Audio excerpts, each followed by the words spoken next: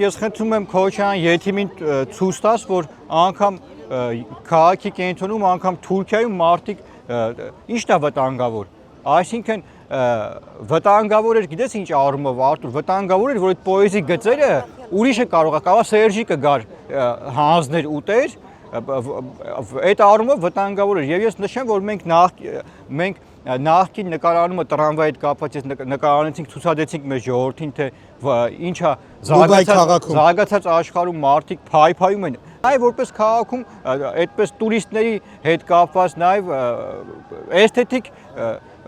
գեղեցկության համատեքստում կարելի ասել քաղաքի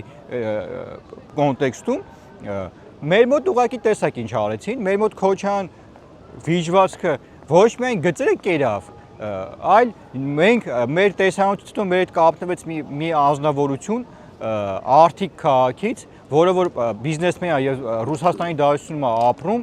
մեր հայրենակիցը իր համարը փոխանցեց եւ նշեց, որ անգամ նա Թավրիզ քաղաքում այդ ժամանակահատվածում, երբ որ Քոչարյան Ռոբերտը հնձում էր ուղակի պոեզի գծերը, նա իր աչքերով տեսել թե ինչպես է այդ մետաղը տեղափոխվում Պարսկաստան եւ ինչպես են վաճառում։ Այսինքն սրանք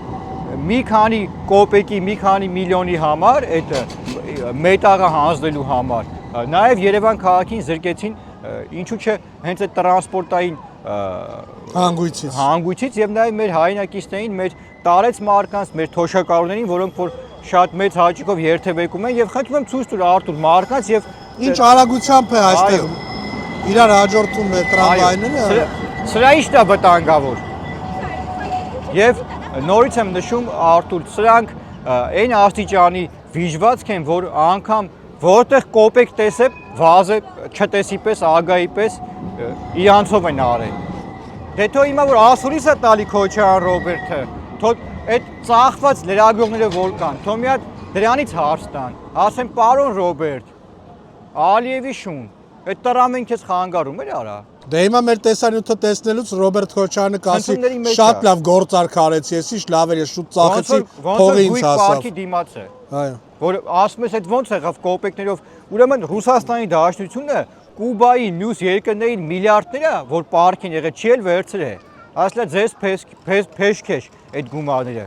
Մենակ Հայաստանն էր, որ որբ էր։ Փողի տեղ ինչ կար 10 անգամ ավել հաշվին տվին բանին, ռուսներին նվեր։